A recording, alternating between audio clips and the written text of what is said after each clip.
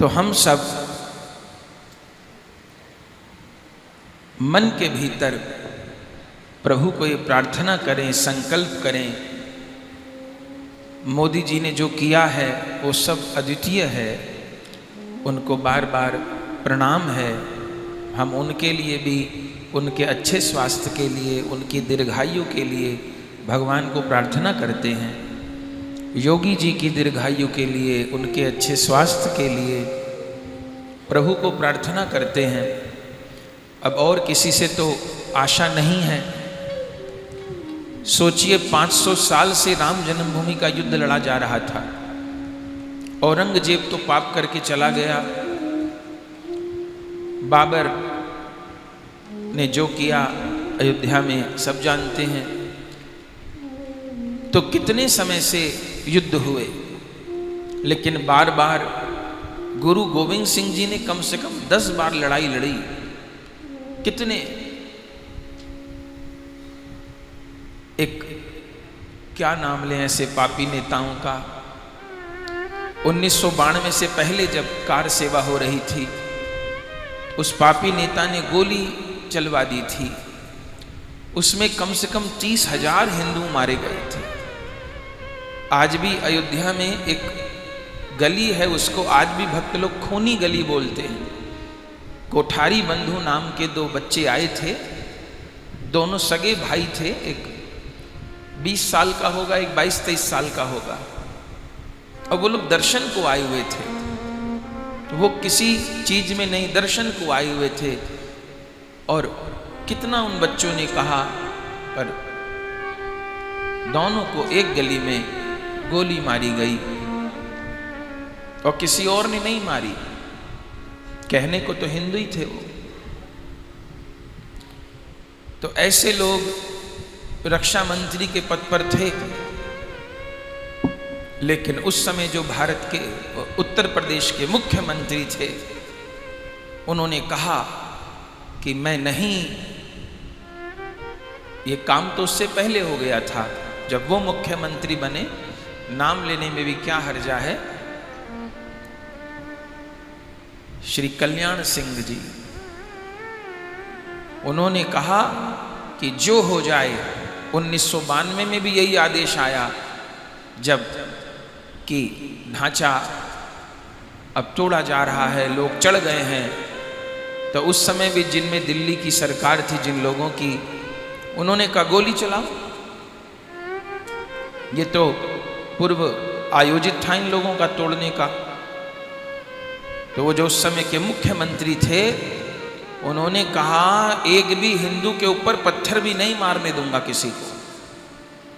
बोले हम सरकार गिरा देंगे। बोले जब तक गिराओगे तब तक जिसको गिराना है वो गिर चुकी होगी, जब तक सरकार गिराओगे। तो भारत में एक ऐसा नेता हुआ जिसने कुर्सी को लात मार दी, लेकिन हिंदुओं पर उसके पहले तो जिसने किया उस पापी का तो नाम क्या लेना। कितने लोग, जबकि कोई तैयारी से थोड़ो गए थे, तैयारी तो ये लोग करते हैं।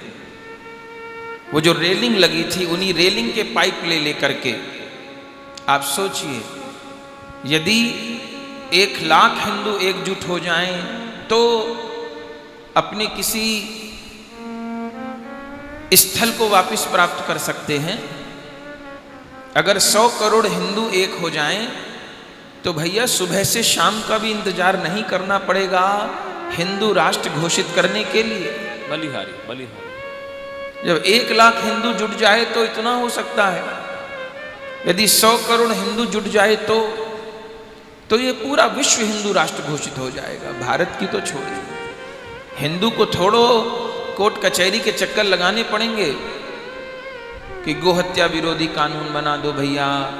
ये बंगाल से कितनी गोमाता बांग्लादेश जाती है गंगा जी के सहारे, ये कर दो वो कर दो। कहां? मोदी जी, योगी जी बहुत कुछ कर रहे हैं, लेकिन वो लोग भी हमको ये लगता है संवैधानिक पद पर हैं, तो वहाँ की भी कोई तो ऐसी मुश्किलें होंगी, कोई तो ऐसा बंधन होगा, जबकि वो बहुत साहसिक कार्य करते हैं। लेकिन सब काम मोदी जी योगी जी पे नहीं छोड़े जा सकते। उन मोदी योगी जी का बल भी तो हिंदू समाज ही है। तो जब हम सब लोग, हमको कहने में ना डर लगता है, ना संकोच होता है, ना हमको ये लगता है कि ये कोई कथा से अलग चीज है।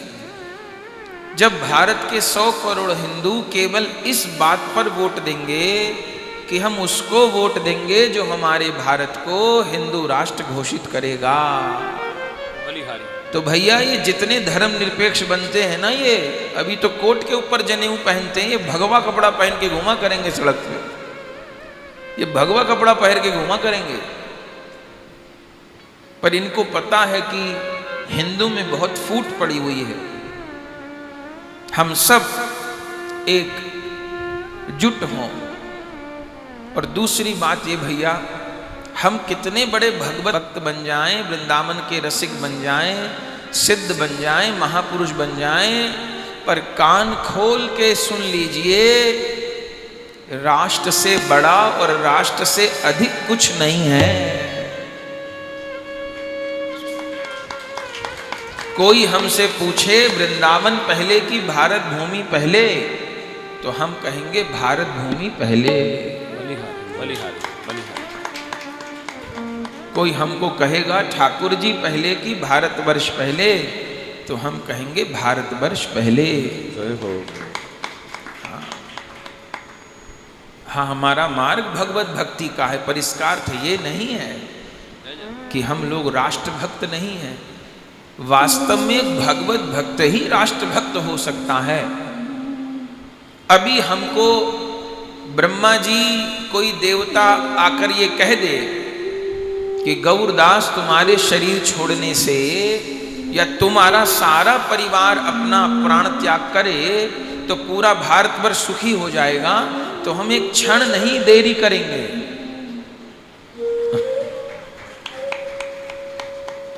अगर कोई हमको ये आके भरोसा दिला दे कि पूरे परिवार सहित प्राण छोड़ने पर भारतवर्ष सुखी हो जाएगा और हिंदू राष्ट्र घोषित हो जाएगा, गौ माता का दुख दूर हो जाएगा, तो पूरे परिवार के साथ आग में कूद जाएंगे।